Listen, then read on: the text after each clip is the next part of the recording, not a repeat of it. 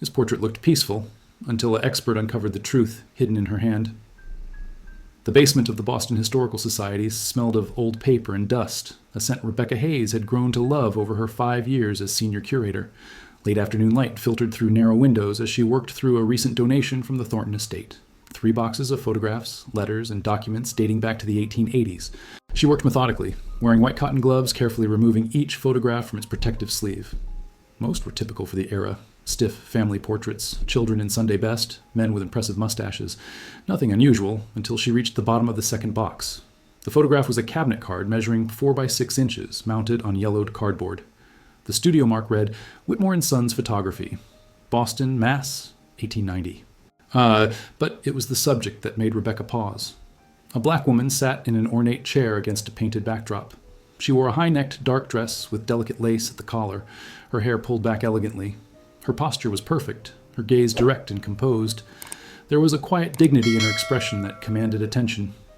A handwritten note tucked behind read, Elellanar, 1890. Nothing more. Rebecca set the photograph under her desk lamp for closer examination. The image quality was remarkable, every detail perfectly rendered. She admired the composition, the way light fell across Ellanar's shoulders, the careful positioning of her hands. Her hands. Rebecca leaned closer. Ellanar's right hand rested on the chair arm, her left folded in her lap.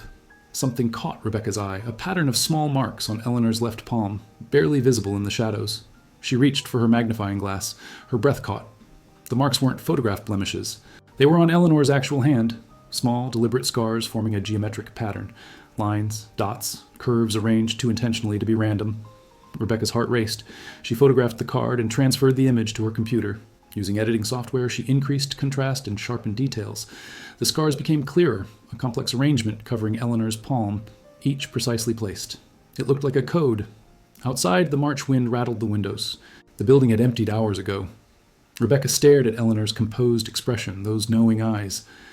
"What were you trying to tell us?" she whispered. Rebecca arrived before sunrise, coffee in hand and determination in her step.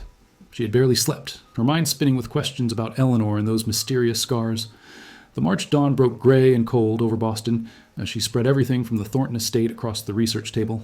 The Thornton family had been prominent since the early 1800s, merchants, later industrialists, with connections throughout New England. Rebecca searched for any mention of Eleanor or any black woman connected to the family in 1890. For 2 hours, she found nothing. Letters discussed business, social engagements, weather, invoices from tailors, a birthday card, nothing explaining Eleanor's photograph. Then, tucked inside a leather-bound ledger, she found a small envelope. Inside was a letter, paper fragile and brown with age. The handwriting was elegant but hurried, dated April 15th, 1890, addressed to Mr. Charles Thornton and signed E. Rebecca's hands trembled as she read, "Dear Mr. Thornton, I received your message. The portrait session was arranged as suggested. Mr. Whitmore proved most accommodating and discreet. I trust the photograph will serve its purpose. The work continues, though circumstances grow more difficult. 3 more have found their way north this month. Your continued support remains essential. Please destroy this letter." E. Rebecca read it 3 times, the careful language, the discretion. 3 more have found their way north. The request to destroy the letter, ignored by Charles Thornton. She searched databases for Charles Thornton. Within minutes, she had her answer, a prominent Boston abolitionist, active since the 1850s. But 1890 was 25 years after the Civil War ended. Why would someone still be helping people travel north? Rebecca researched post-Civil War America.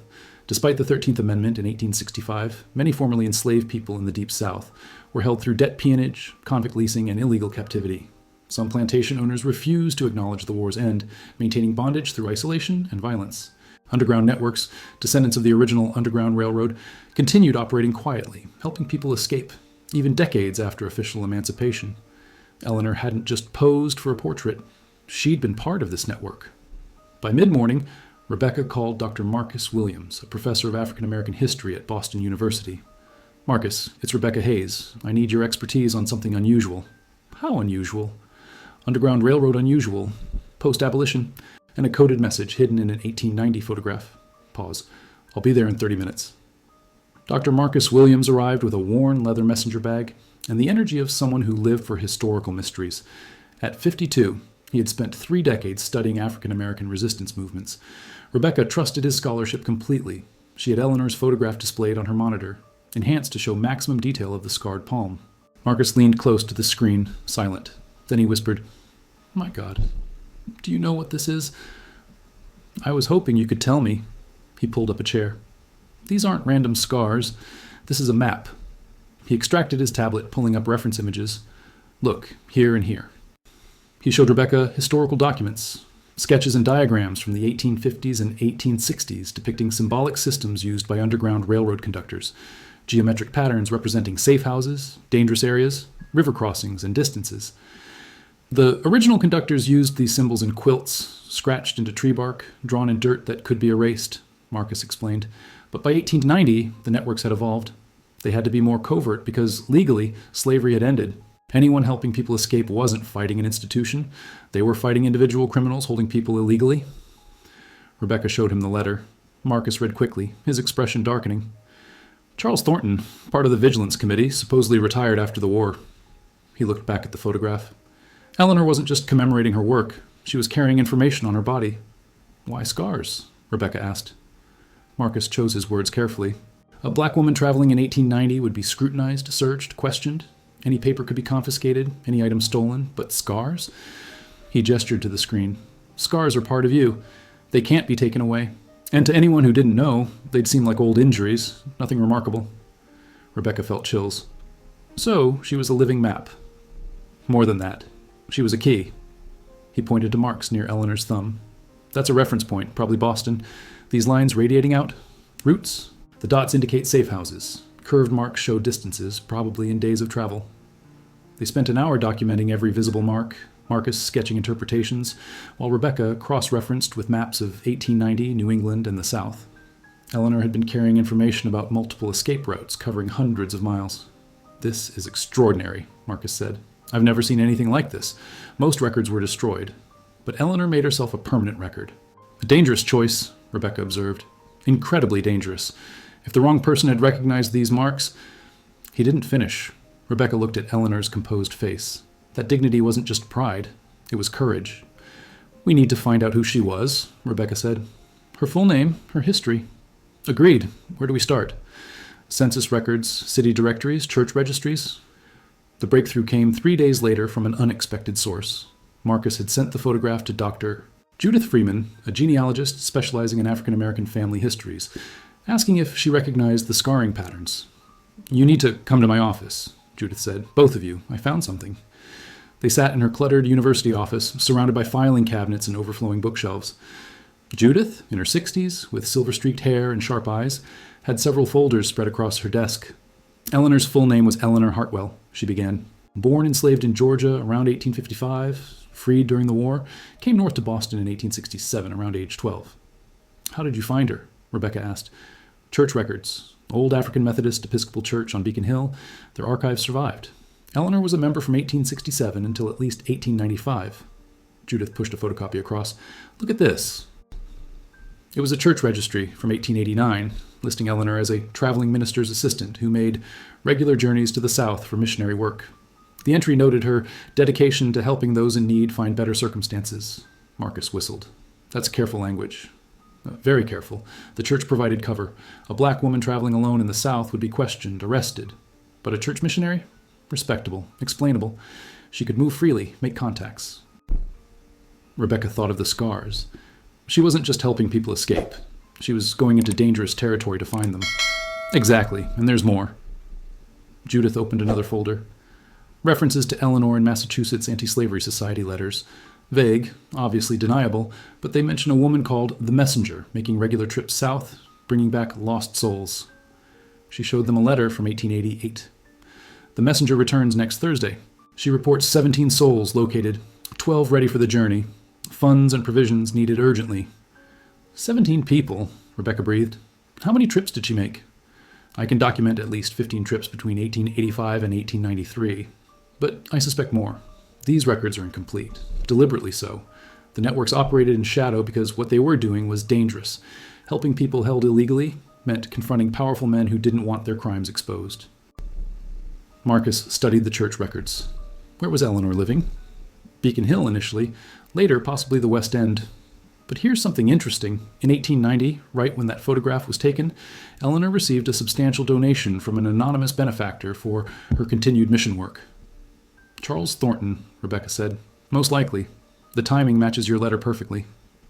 Judith looked serious. What you found is evidence of a resistance network that operated decades after the Civil War supposedly ended slavery. Eleanor wasn't just brave, she was brilliant. Rebecca thought about the photograph again. April 1890. Eleanor had gone to Whitmore and Sons, probably at Thornton's arrangement, to create a formal portrait. Documentation. Proof she existed, was free, was dignified. And hidden in that portrait was evidence of everything she risked. What happened to her? Rebecca asked quietly. After 1895? Judith's expression softened. That's what we need to find out.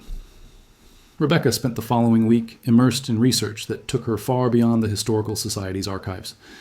With Marcus and Judith's help, she began mapping Eleanor's network, using the scarring pattern as a guide and cross-referencing with historical records from the 1880s and 1890s.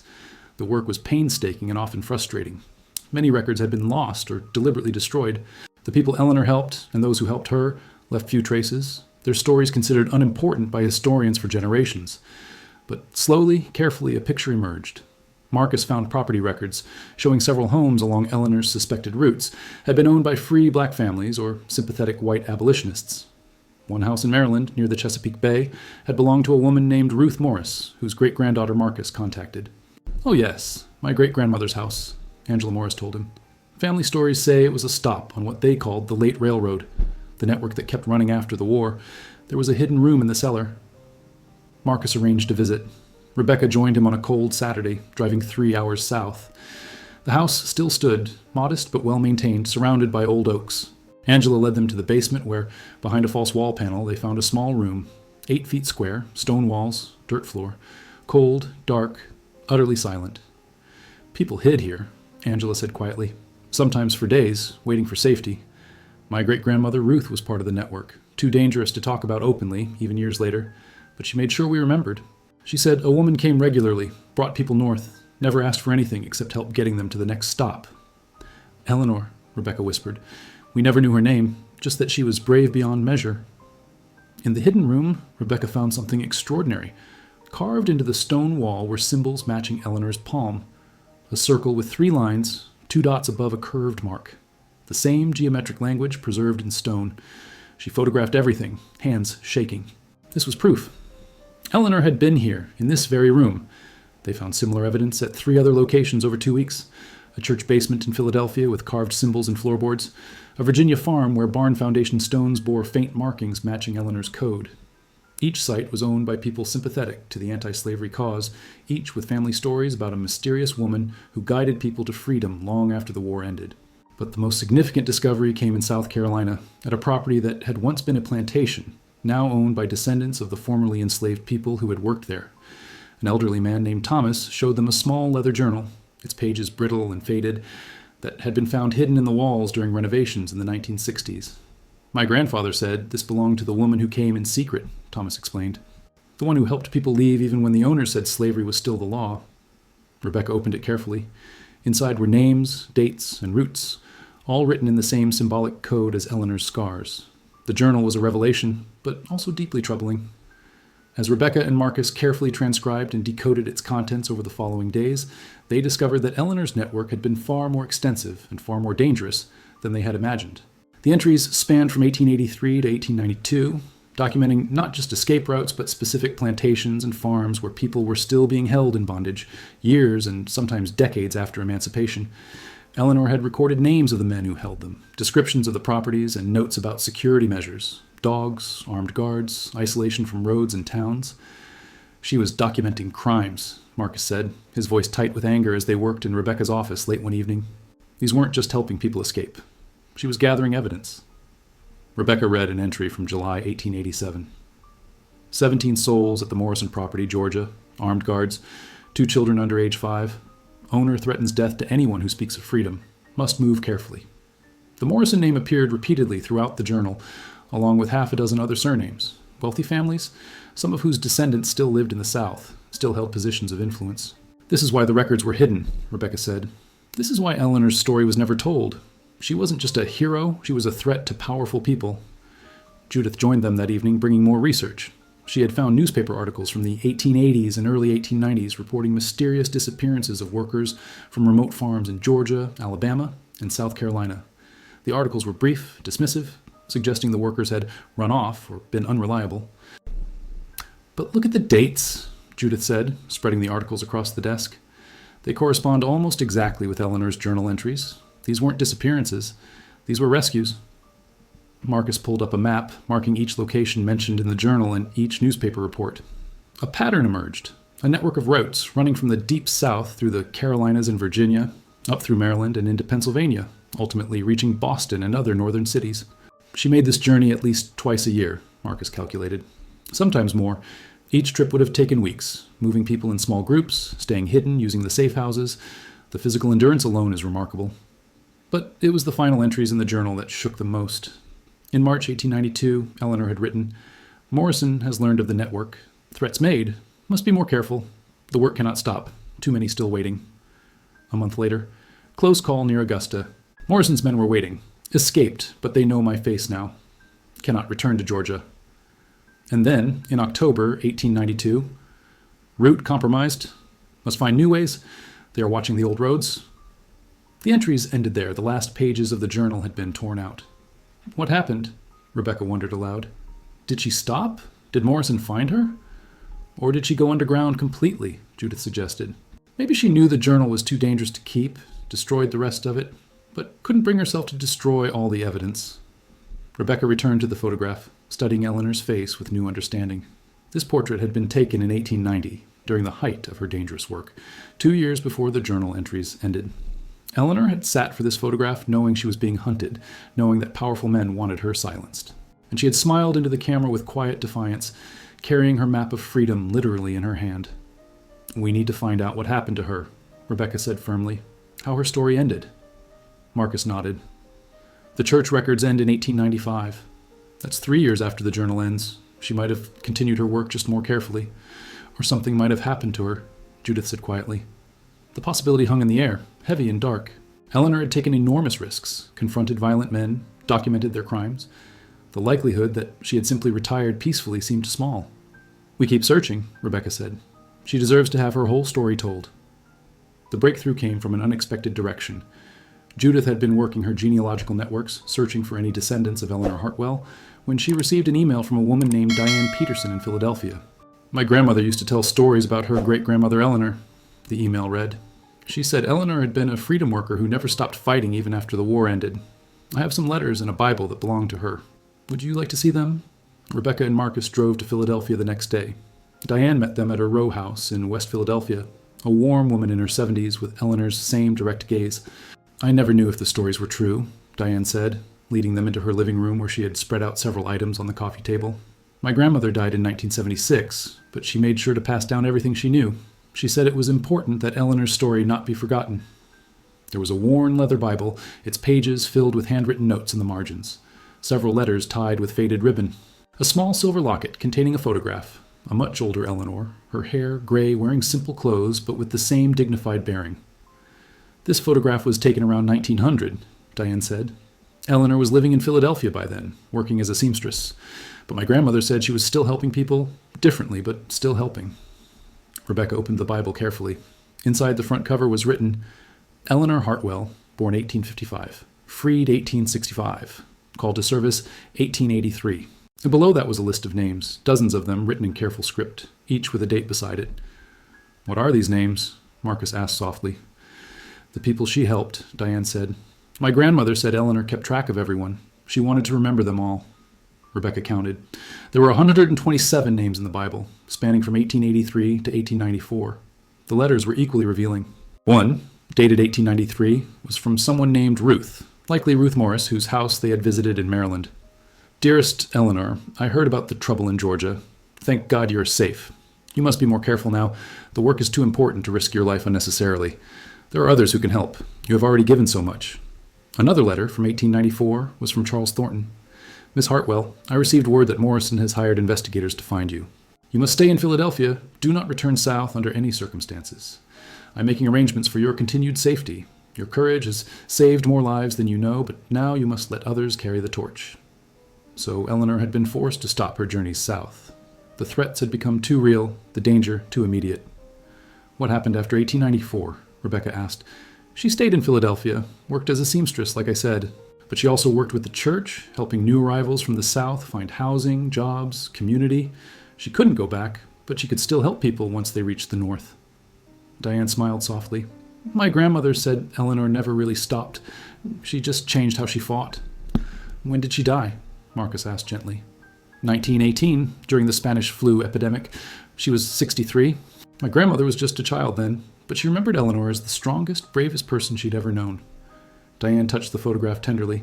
She lived to see her great-grandchildren. She died free, surrounded by family, knowing the work she'd done mattered. Rebecca felt tears prick her eyes. After all the danger, all the sacrifice, Eleanor had survived. She had lived a full life. She had been remembered. May I photograph these documents? Rebecca asked. Eleanor's story needs to be told. People need to know what she did. Diane nodded. That's why I contacted Dr. Freeman. My grandmother made me promise that someday when it was safe, Eleanor's story would be shared. I think now is that time. 3 months later, Rebecca stood in the main gallery of the Boston Historical Society, watching as visitors moved slowly through the exhibition she had created. Eleanor Hartwell, A Living Map of Freedom. The centerpiece was the original 1890 photograph, dramatically enlarged and lit so that every detail was visible, including the scars on Eleanor's palm. Beside it was an interpretation of the code, showing how each symbol corresponded to locations, routes, and safe houses across the South and North. The exhibition told Eleanor's full story through documents, photographs, maps, and oral histories.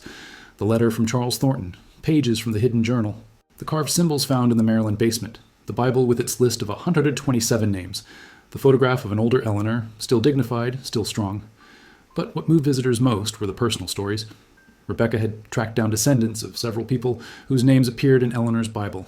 With their permission, she had included their family stories, how their ancestors had escaped bondage with Eleanor's help, how they had built new lives in freedom, how Eleanor's courage had changed the trajectory of entire families. One wall featured a timeline showing that while the Civil War had ended in 1865, illegal bondage had continued for decades in isolated areas. Eleanor's work had been part of a broader hidden history of continued resistance and rescue that few people knew about. Marcus had contributed historical context, explaining how debt peonage, convict leasing, and outright kidnapping had kept thousands of black Americans in slavery-like conditions well into the 20th century. Eleanor hadn't been fighting history. She had been fighting ongoing crimes. The exhibition had drawn significant media attention. News outlets had run stories about Eleanor's incredible courage. Historians were already citing Rebecca's research. Most importantly, descendants of the people Eleanor had helped were coming forward, sharing their own family stories, adding to the historical record. On opening night, Rebecca gave a speech to a packed gallery. Diane Peterson sat in the front row, along with several other descendants Marcus and Judith had located. Eleanor Hartwell carried freedom on her body, Rebecca began. She made herself a living document, a map that couldn't be confiscated or destroyed. She risked her life repeatedly, not for glory or recognition, but because she believed every person deserved freedom. She documented crimes that powerful people wanted hidden. She saved lives that history tried to forget. Rebecca paused, looking at the photograph of Eleanor. This portrait seemed peaceful when I first discovered it. Just another historical photograph. But Eleanor left us a message carved into her own flesh, preserved in this image. She wanted us to know. She wanted us to remember. She wanted us to tell her story. And now we are. The audience applauded. Several people were crying. Rebecca watched as visitors approached the descendants, thanking them for preserving Eleanor's memory, asking questions, making connections. After the speech, an elderly black man approached Rebecca. My name is James Morrison, he said quietly. I am a descendant of the Morrison family mentioned in Eleanor's journal, the ones who held people in bondage. Rebecca's breath caught. She didn't know what to say. I came to apologize, James continued, his voice shaking slightly. My ancestors committed terrible crimes. Eleanor was a hero for standing against them. I've spent years researching my family history, trying to make sense of what they did. This exhibition, Eleanor's story, it's truth-telling. And truth-telling is how we heal. He handed Rebecca an envelope. These are documents from my family's papers, records that confirm what Eleanor wrote in her journal, proof that she was telling the truth. I want them to be part of the historical record. Rebecca accepted the envelope, deeply moved. Thank you. This means everything. In the weeks following the exhibition's opening, Eleanor's story spread far beyond Boston. The Smithsonian expressed interest in hosting a traveling version. Schools requested educational materials. Documentary filmmakers reached out. Most significantly, historians began examining other post-Civil War networks, realizing that Eleanor's story wasn't unique. She was part of a larger pattern of continued resistance that had been systematically erased from historical memory. Rebecca found herself giving talks at universities, libraries, and museums across the country.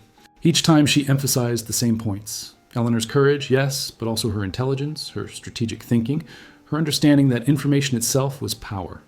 The scars weren't just a map, they were a defiant act of documentation, a refusal to let crimes remain hidden. Marcus published an academic paper in Eleanor's network, using her journal and the physical evidence they'd gathered to map out the full extent of illegal bondage in the post-war South. The paper sparked important conversations about how history had been sanitized, how the narrative of emancipation had obscured the reality that freedom had been incomplete, contested, and dangerous for decades after 1865. Judith continued her genealogical work, eventually identifying descendants of 73 of the 127 people named in Eleanor's Bible. Many had never known the full story of how their ancestors had escaped. Some had family stories about the woman who helped, but hadn't known her name. Now they did. One afternoon, Rebecca received a call from Angela Morris, whose great-grandmother Ruth had run the safe house in Maryland. "I've been going through more family papers," Angela said, "and I found something I think you need to see." Rebecca drove to Maryland that weekend. Angela led her to the same basement where they'd found the hidden room, but this time to a different corner where recent renovations had revealed a space beneath the floorboards. Inside was a metal box, rusted but intact. Angela opened it carefully.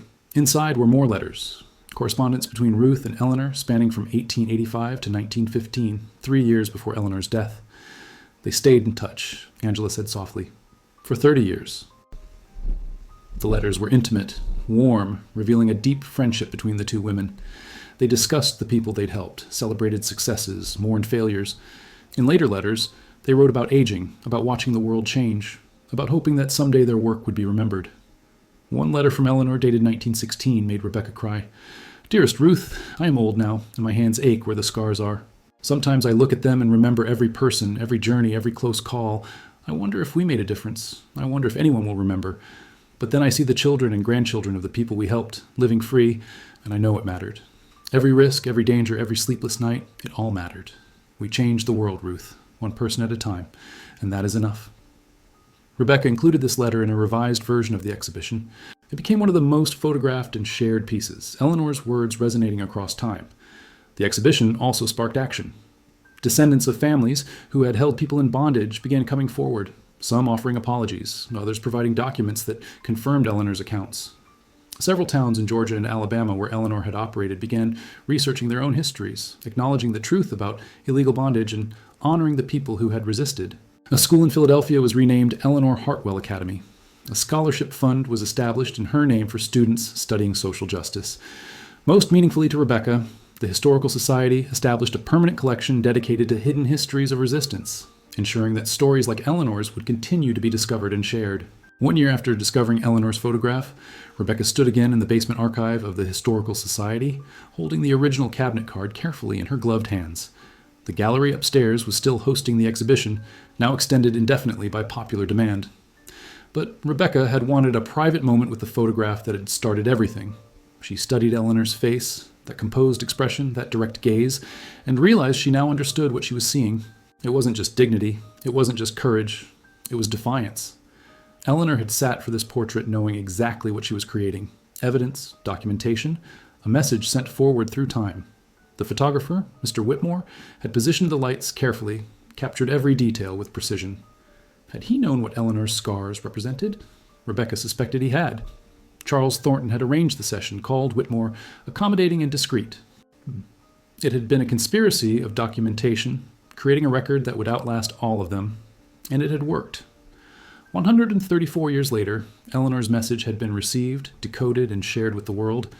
Rebecca's phone buzzed. It was a message from Diane Peterson, Eleanor's descendant. "Thought you should know. We're having a family reunion next month. 147 descendants of Eleanor will be there, all because one woman refused to give up, refused to stay silent, refused to let freedom be incomplete. Thank you for telling her story." Rebecca smiled, tears blurring her vision. She looked again at the photograph, at Eleanor's scarred palm, at that knowing expression. "Your message was received," she whispered, "and your story is being told." Outside, Boston moved through its ordinary afternoon, people hurrying to work, students walking to class, the city alive with movement and purpose. But in this quiet basement archive, history spoke. A woman who had been born enslaved, who had carried freedom on her body, who had risked everything to help others, was finally being honored, remembered, celebrated. Elellanar Hartwell had wanted the truth to be known. She had carved it into her own flesh, preserved it in a photograph, trusted that someday someone would understand that someone was Rebecca. But now Ellenar's story belonged to everyone. The portrait had looked peaceful at first glance, just another historical photograph, gathering dust in an archive. But an expert had uncovered the truth hidden in her hand, a map of courage, a document of resistance, a message of hope that traveled across more than a century to remind the world that freedom is never free, never complete, and always worth fighting for. Elellanar Hartwell's legacy wasn't just the 127 people she helped escape. It was the reminder that ordinary people can do extraordinary things, that one person, armed with courage and compassion, can change the world, that resistance takes many forms, and that sometimes the most powerful act of defiance is simply refusing to let the truth be buried. Rebecca carefully returned the photograph to its archival sleeve, but she knew it would come out again many times, for researchers, for students, for anyone who needed to see proof that heroes come in all forms, that history is full of hidden stories waiting to be discovered, and that a single photograph can hold the power to change everything. Ellenar's scars had healed long ago, but their message endured. Freedom is written on the body, carved into history and preserved in the courage of those who refuse to be silent. The portrait spoke, and the world finally was listening.